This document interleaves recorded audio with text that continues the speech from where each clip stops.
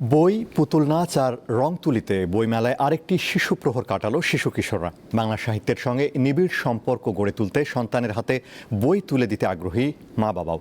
ছুটির দিনে বেচা বিক্রি নিয়েও কিছুটা সন্তুষ্ট প্রকাশকরা।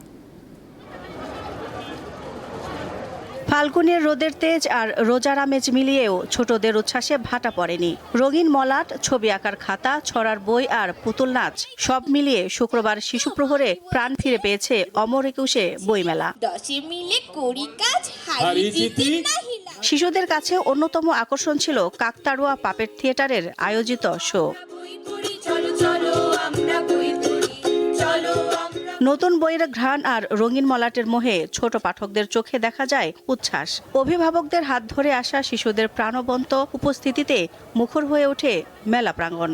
আমাদের সময় তো আসলে বঙ্কিমচন্দ্র, শরৎচন্দ্র, রবীন্দ্রনাথ, নজরুল, এখন তো নতুন প্রজন্মের নামও জানে না। তো তারপরও যতটুকু পরিচিতি বাংলা সাহিত্যের সাথে করানো যায় ততটুকু সেই উদ্দেশ্য নিয়েই আসলে আসা। আমি একটা কালারিং বুক কিনেছি আর একটা জাঙ্গল বুক কিনেছি আর সায়েন্স বুক কিনিনি, বাট কিনবো পরে।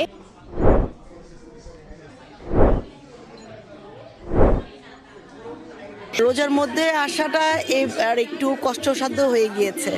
আমরা অনেক কনফিউশনে ছিলাম রোজার মধ্যে কেমন হবে। যাই এসে কিন্তু ভালোই লেগেছে। আমি যখন ছোট থাকতাম তখন আমি রূপকথার গল্প অনেক পছন্দ করতাম, বাট লেটলি আমি সায়েন্স ফিকশনের দিকে আর একটু বেশি পছন্দ করা শুরু করছি। পবিত্র রমজানের মধ্যেও পাঠকের উপস্থিতি ও বিক্রি নিয়ে আশাবাদী প্রকাশকরা। সপ্তাহের অন্য দিনগুলোর চেয়ে আজকে ভালো আসছে, যেহেতু আজকে শিশু প্রহরও চলছে এজন্য। আর বাচ্চারা বেশিরভাগ বিজ্ঞান ভিত্তিক, নীতিকথামূলক, তারপর আমাদের ড্রয়িং বুক আছে, এগুলো বেশি নিচ্ছে। মেলা শুরু হওয়ার পর থেকে আজকের উপস্থিতিটা ছাত্রছাত্রীদের বেশি এবং টুকটাক কেনাবেচা চলছে। এবছর মেলার সময়সূচিতে এসেছে পরিবর্তন। রোজার কারণে প্রতিদিন বেলা 2টা থেকে রাত 9টা পর্যন্ত মেলা চলবে। শুক্র ও শনিবার শিশু প্রহরে মেলার দ্বার খুলবে বেলা 11টায়। শিশু প্রহর থাকবে বেলা 1টা পর্যন্ত। এরপর থেকে রাত 9টা পর্যন্ত মেলা খোলা থাকবে সবার জন্য। দিলশা দানি, দীপ্ত সংবাদ, ঢাকা।